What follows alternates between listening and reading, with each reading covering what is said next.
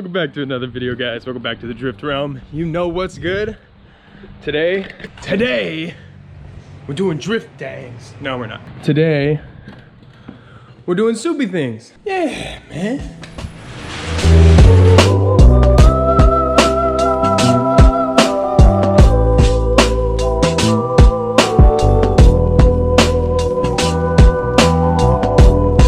So this is episode 2 on how to carb legal swap your Subaru WRX, your GC. Some of you might not know that I have a Subaru. If you're new to the channel, this is my GF8, or GF4 technically. This is my daily. She cute, or whatever, you know what I mean? All right, so I'm gonna hop in the car and we're gonna head to Dylan's house and we're gonna start working on this swap again.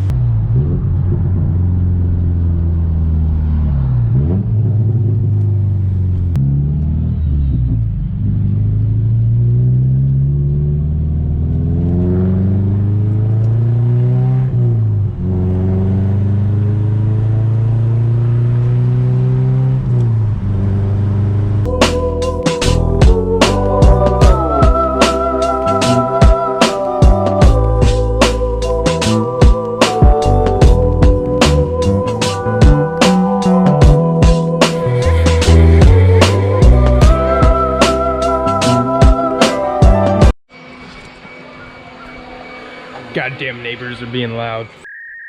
What up, dude? What's happening? We're back, day 2 of working on this. I think we missed explaining a couple things the last time we were doing this. Yeah. So I just want to touch on pretty much what it means to be bar legal and like what we're doing with the gas tank and all that shit, because I think we explained it a little bit but not quite in depth enough. Not the full picture. So basically, since I'm putting a 2002-2003 motor in, sitting way over there, I have to get all of the SMOG and Evap stuff to match, because when I go and take my car to get it smogged, it's going to be smogged as an 02-03 and not a 93 anymore. So it's going to be OBD2 and have all the Evap canister and all that stuff that's from the correct car, so that when I go and get it barred, they see all that and go, it's basically the 02-03 WRX but stuffed into a different chassis. You had bought a GD chassis gas tank from the 02-03, the same one your motor came out of, right? Yes. But you were missing a couple things, so you had to run to pick and pull, and a Forester had the exact same parts, right? Actually, I got a little lucky and there were 2 GD Subaru Imprezas on the lot. So oh, perfect. I was able to pull the exact same Evap stuff that was supposed to go with this tank from these motors. So this harness is for the fuel tank and goes to the charcoal canister and everything? Yeah, these plugs down there go down there. So the old tank doesn't have any of this stuff, and it doesn't even have a sender tank. It doesn't seem like there's nothing that goes in here. So new plugs and there's new lines, so all the Evap system is completely different. You didn't even have a charcoal canister or anything. Nope. So this car has to get everything from the GD model put in, which it actually has some of the bolt holes for, because a GC already had, they have them, our models, they have the charcoal canister. Subaru, pretty much, if the car didn't come with the option, it still had all the bolt holes for the option.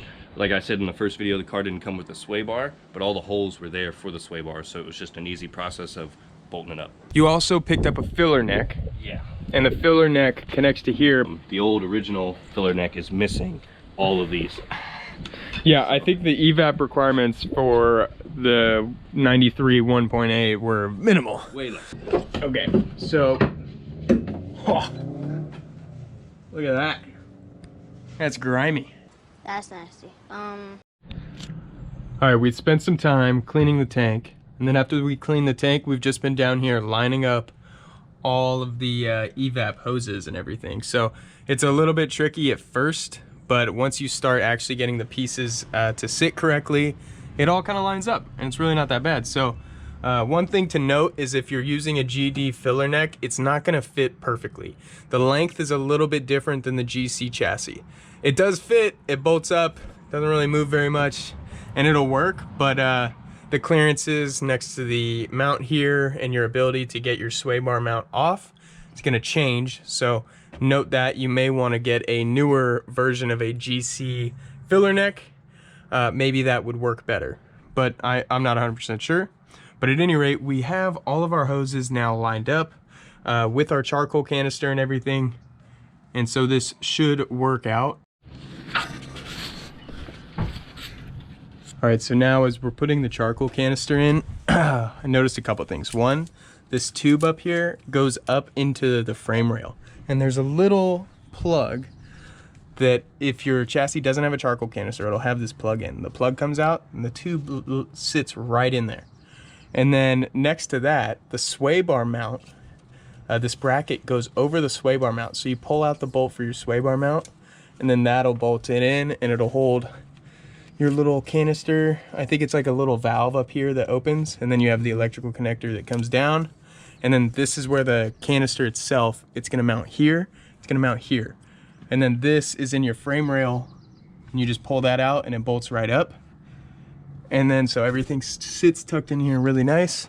And then we'll just take this, line it up with that, and line it up in the back, and it'll sit up here pretty nice. We're getting close to being able to finish installing our tank. So what we had to do was take a loom or a bit of harness. It's a part of the body harness, but it's for the newer model. So it's gonna have a plug-in for a couple pieces here, your sending unit, and then your fuel pump and level sensor, and then there's one more connection back here. So you'll plug those in, and then you'll put this plate on, covers everything up, lines up, this sensor connects in here, and then we'll bolt those down.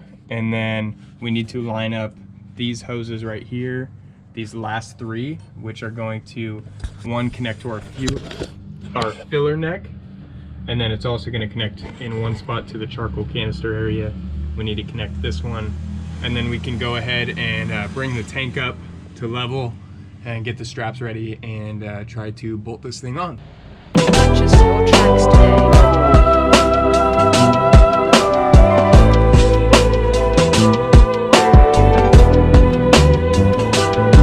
Pretty much got everything how we wanted for the gas tank. One issue arose, and that was that one of the straps for the gas tank is different. It's gonna need the GD chassis straps. Gonna have to make a run to the old Junkyard. yeah. All right, so there you have it. That's it for today. Thank you so much for watching. Make sure you like, comment, and subscribe to the Drift Realm. And if you're mainly a drift content kind of guy, I appreciate you for sticking around and watching the Subi content. It's there. It's the final Oh! stretch. I'm riled up. It's good. We're gonna finish this, and I'm gonna finish this vlog. Bye.